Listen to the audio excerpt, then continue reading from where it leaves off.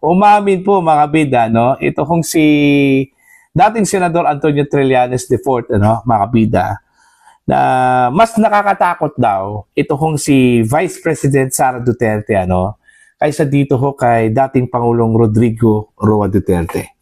Kaya siguro ang dami hong mga galawan po ngayon, ano, mga bida, para lang po hindi ho matuloy ito hong pagtakbo po, ano, at pagiging presidente po mga bida ni Sara Duterte, ano, kasi natatakot pala sila. Okay, kay Sara Duterte, ano, mga kabida, ano po. Eto, babasahin ko lang po ito hong article ng Ang Balita Ngayon, ano. Trillanes umaming mas nakakatakot umano si VP Sara kaysa kay PRRD. Alright? Ito po.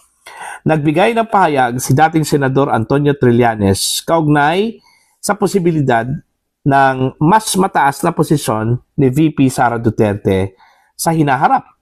Iginiit na maaari umano itong magdulot ng mas seryosong pangamba kumpara sa pamumuno ng kanyang ama. Ano, mga kabida? Eto. Sa isang panayam, inilarawan ni Trillanes ang posibleng senaryo bilang Duterte 2.0 na aniya ay maaaring mas matindi kaysa naunang administrasyon ni dating Pangulong Rodrigo Duterte. Ano, ito yung sinabi po ni Trillanes po, ano, mga kabida. We have already seen Duterte Part 1. Duterte 2.0 under Sara Duterte could be even worse because of her temperament, ano. So natatakot po siya, baka suntukin po siya, ano, ni Sara Duterte. Kasi meron na pong trace po itong si Sara po, ano, na nanuntok po, mga kabida, no. Kung naalala po ninyo mga kabida, yung isang sheriff po, ano, sa Davao, okay, dahil ho hindi po niya inantay si Sara Duterte, kaya sinimulan po yung demolition, ano, somewhere in Agdao, mga kabida. Yun, nung inabutan po ni Sara Duterte na nagkagulo na po, mga kabida, hindi po napigilan po, ano, ni Sara Duterte, yung kanyang emosyon, isinuntok po niya, ano, ito hong sheriff, mga kabida, no. So ito yung ginamit na dahilan po, ano, ni Trillanes, mga kabida, yung sinasabi ho niyang kanyang temperament. Alright? Nakikita na natin ang Duterte Part 1. Ang Duterte 2.0 sa ilalim ni Sara Duterte ay maaaring mas malala dahil sa kanyang ugali o temperament, ano, mga kabida.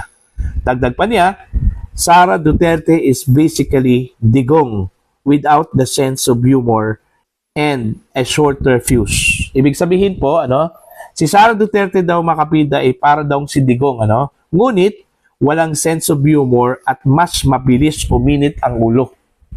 Alright? So, medyo mainitin po ang ulo daw, ano, ni Sara Duterte, mga kabida, sabi po ni Trillanes. Okay?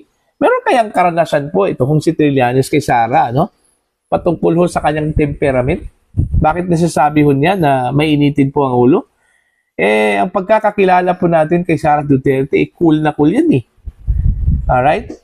Nagagalit lang po yan, mga kabida, pag, kumbaga, back against the wall na po, ano? Wala nang choice eh.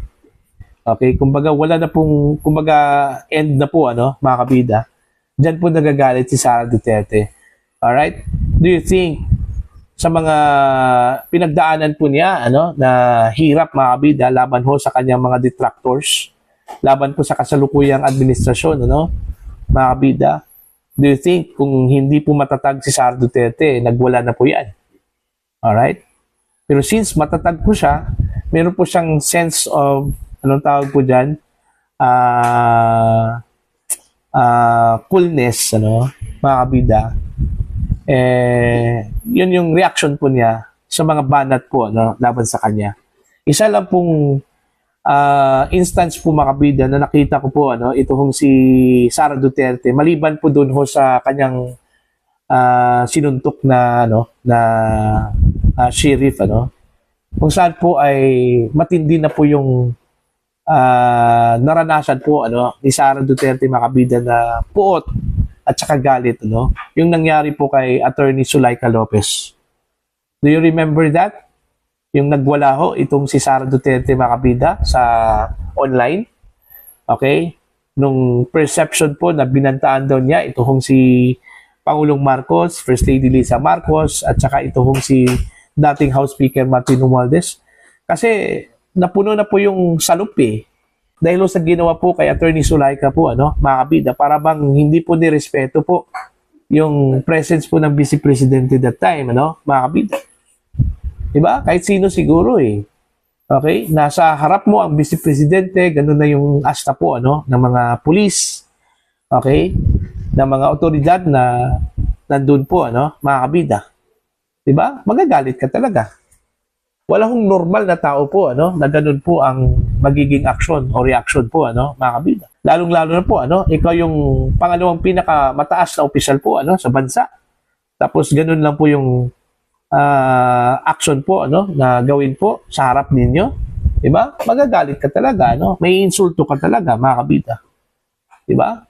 So, other than that, wala na po akong nakitang instances po, mga kabida, patungkol ho sa pagwala yung temperament po ng Vice Presidente, mga kabida.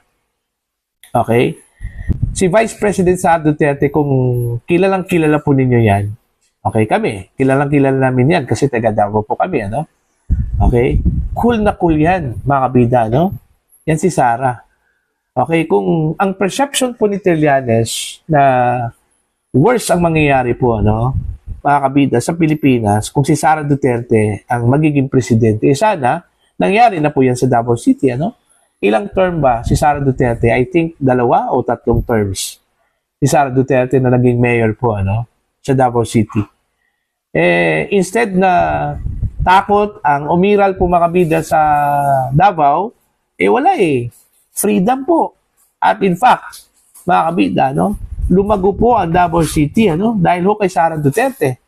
Ang Davao City, wala hong utang kahit 5 duling, mga kabida, dahil ho kay Sara Duterte, Tapos ganyan yung perception kay VP Sara, mga kabida, na masisira daw ang demokrasya sa Pilipinas. Masisira daw ang Pilipinas kapag si Sara Duterte, ang magiging presidente po ng Pilipinas.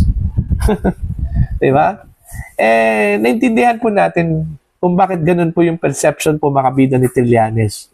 Kasi unang-una po, malay natin, makatakot na takot yan kay Sara po, na baka balikan yan mga kabida pagdating ho ng panahon. Okay? Kasi alam po natin kung ano po yung ginawa po ni Trillanes po, against the former president, mga kabida. Isang katutak po na aligasyon na kanyang ibinindang po, against the former president and even against Sara Duterte, mga kabida. So, natural, gumawa talaga siya ng paraan, na para lang po, ilagay po sa utak po ng mga Pilipino na hindi po maganda ang ugali po ni Sara Duterte. Okay? Magiging masisira po ang Pilipinas kapag si Sara Duterte, mga kabida, ang mananalong presidente po, Alright? So, buti, inamin po niya, na nakakatakot si Sara Duterte, Matatakot ka lang kay Sara Duterte, mga kabida, kapag ikaw po ay masama.